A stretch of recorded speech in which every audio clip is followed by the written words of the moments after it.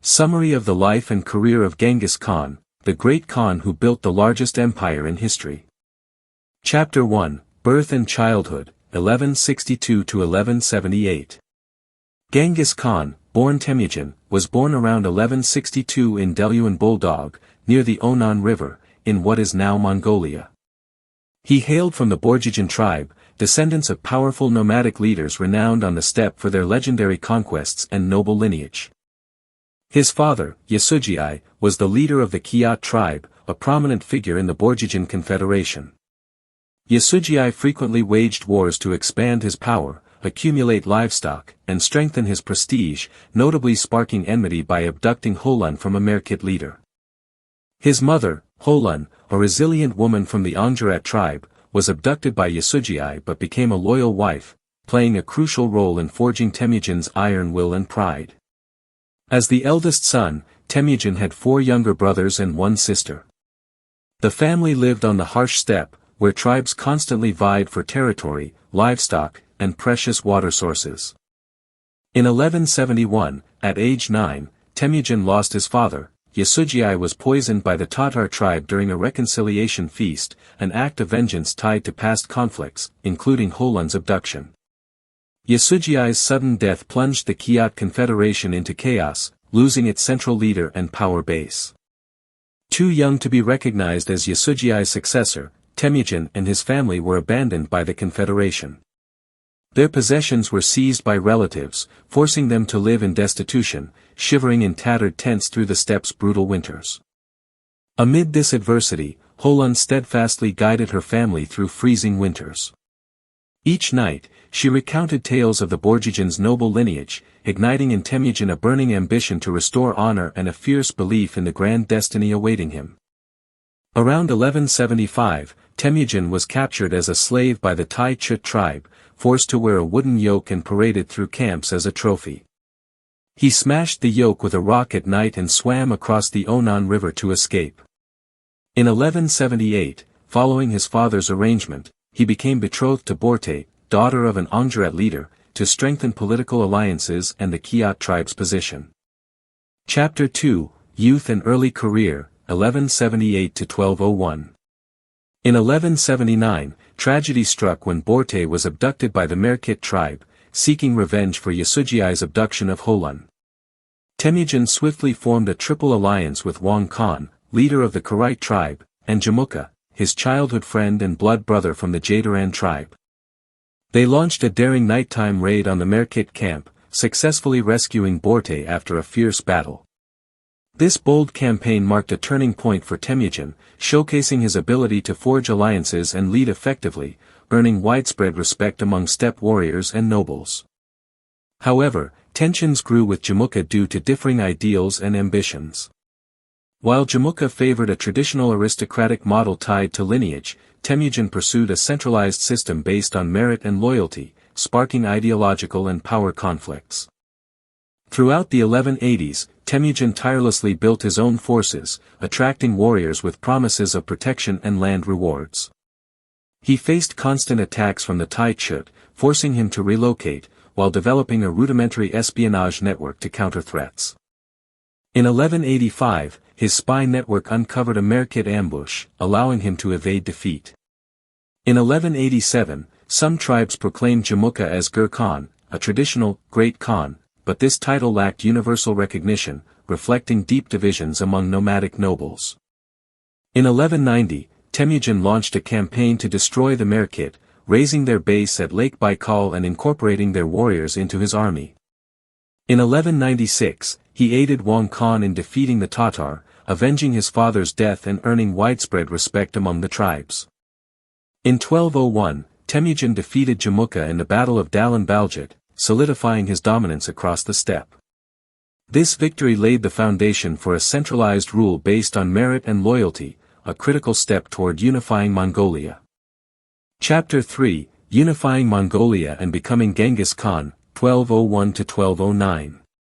After his resounding victory over Jamukha, Temujin pursued his grand mission, unifying the Mongol tribes. In 1202, he launched a campaign to annihilate the Tatar, his father's ancestral enemies. The battle near the Kurlan River ended in a decisive triumph for Temujin. Temujin ordered the execution of most Tatar men to prevent rebellion and settle old scores, but spared women and children, a strategic move to bolster population and assimilate the Tatars into his alliance. This demonstrated his balance of military ruthlessness and political foresight. In 1203, Temujin faced betrayal from Wang Khan, who allied with Jamukha. Forced to retreat to the Jha Valley, he feigned defeat to lure the enemy into unfavorable terrain, then launched a fierce counterattack, shattering the treacherous coalition. Wang Khan's death marked the collapse of the Kharit tribe. Most Kharit warriors and nobles swore allegiance to Temujin, significantly boosting his power. In 1204, he attacked the Nayman tribe in the Altai Mountains, the last independent force. In a brutal battle, he annihilated the Nayman, killing their leader Tayin Khan and his son Kukluk.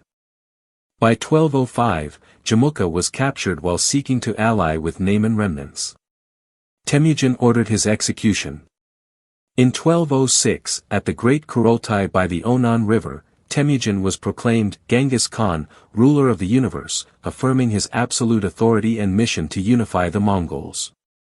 Immediately after his coronation, he launched sweeping reforms, dismantling old tribal structures, organizing the army into a decimal system, 10, 100, 1000, and enacting the Yasa, a legal code to enforce discipline, order, and security, laying the groundwork for a rudimentary rule of law. To centralize power, he relocated noble families to Karakoram, the new imperial capital. He promoted intertribal marriages to reduce divisions, such as marrying his daughter Alakai to an Oirat leader. From 1207, he sent spies to scout the western Xia kingdom. In 1209, he launched a major campaign, besieging its capital Yinchuan, forcing King Li Anxuan to submit and pay tribute. Chapter 4, Conquests of the Jin and Khwarazm, 1209–1221. After subduing western Xia, Genghis Khan turned to northern China, the wealthy domain of the Jin dynasty. In 1211, he led 100,000 troops across the Gobi Desert, striking key Jin fortresses. This campaign launched a series of conquests across Asia. In 1213, he secured a major victory at Jiyong Pass, the northern gateway to Beijing, luring Jin forces into a canyon and annihilating them. By 1215, he captured Yanjing, now Beijing, sacking the capital, looting palaces, and seizing vast wealth, a symbolic triumph that crushed Jin resistance. After victories in the east, he set his sights westward. In 1218, he sent a trade caravan to the Khwarazm Empire, now Iran, Uzbekistan, Turkmenistan, to establish commercial ties. However, King Muhammad II ordered the massacre of the delegation at Otrar, igniting a full-scale war. Viewing this as an unforgivable insult, Genghis Khan mobilized over 200,000 troops, launching a massive retaliatory campaign in 1219, considered the greatest conquest of the Middle Ages. He coordinated multiple armies, using spies to map terrain and enemy habits, showcasing unparalleled military artistry. In 1220, Genghis Khan captured Bokhara, a major Islamic cultural center, and Samarkand, the Khwarazm capital, both now in Uzbekistan, using psychological warfare and advanced siege techniques. He released prisoners to spread fear, weakening enemy morale before breaching city walls. King Muhammad II fled but was pursued by General Jeeb to the Caspian Sea. He died in poverty on a small Caspian island in late 1220. During this campaign, Genghis Khan ordered the protection of scholars, engineers, and artisans, bringing them to Karakoram to advance military and administrative technology. In 1221, Genghis Khan eradicated Khwarazm remnants, targeting Nishapur, now Iran, and Herat, now Afghanistan. In April, Mongol forces stormed Nishapur in 10 days, massacring 100,000 to 500,000 people, stacking skulls into pyramids. From March to October 1221, under Talyui's command, the Mongols besieged Herat for 7 months, using catapults, fire weapons, and cutting off supplies and water. After surrender, they slaughtered 40,000 to 60,000 people, destroying cultural heritage, terrifying the Islamic world. The once mighty Khwarazm Empire was utterly erased. Genghis Khan established the YAM system, a rapid relay network for transporting information, people, and goods across the empire. He protected the Silk Road, laying the foundation for the revival of trade hubs like Samarkand, despite its devastation in 1220. In 1221, Genghis Khan expanded his empire, sending cavalry to raid Goryeo, now South Korea, pressuring King Gojong's court to offer tribute in grain and horses. Simultaneously, he ordered Subutai and Jeeb to cross the Caucasus, entering Georgia, defeating its Christian army in the Kura Valley with feigned retreats. These campaigns extended Mongol influence, controlling Silk Road and Caucasus trade routes, bolstering Eurasia's economic dominance.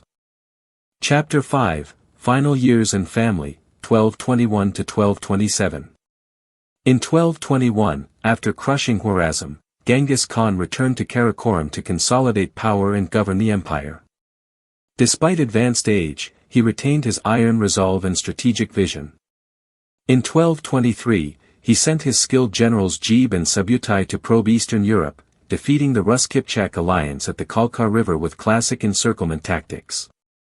In 1225, Genghis Khan convened a grand family council to resolve succession disputes within his clan. He had many wives, but his chief wife, Borte, bore 4 sons, Joki, Chagatai, Ogidi, and Talyui. They became pillars, governing vast swathes of the empire. Joki's legitimacy sparked family disputes due to Borte's abduction in 1179. Despite doubts, Genghis Khan recognized him as his eldest, granting him the western territories, including much of modern Russia. Chagatai received Central Asia, Ogidi the Mongol heartland, and Talyui, the closest son, ruled China's territories. Genghis Khan promoted Silk Road trade, protecting merchants in cities like Tabriz, now Iran, and strengthening the YAM network for officials, troops, and traders. He established a sophisticated intelligence system with envoys and spies across Goryeo, Western Xia, and Georgia. Known for religious tolerance, he met Islamic scholars in Bukhara in 1220 to study Sharia, integrating principles into Mongol governance. These were codified in the Yasa, a comprehensive legal framework for justice, trade, and social order across diverse peoples. In 1226, he launched a final campaign against Western Xia for refusing tribute, besieging its capital Yinchuan. His health deteriorated noticeably. Some records suggest he fell from a horse while hunting, others claim he was poisoned by a Xia queen, a disputed theory. In 1227, learning of Joki's death, Genghis Khan named Ogidi as Great Khan to ensure the empire's unity. Shortly after, he died, requesting a secret burial. His funeral escort killed all witnesses to conceal his resting place. Before passing, he finalized territorial divisions, securing the empire's succession. Chapter 6, Legacy and Lasting Impact. After Genghis Khan's death, the Mongol Empire expanded under his son Ogidi. In 1240, Mongol forces invaded Eastern Europe, capturing Kiev, a triumph built on Genghis Khan's strategic foundations. His grandson Kublai Khan fulfilled the dream of conquering China, founding the Yuan dynasty in 1271, ruling until 1368.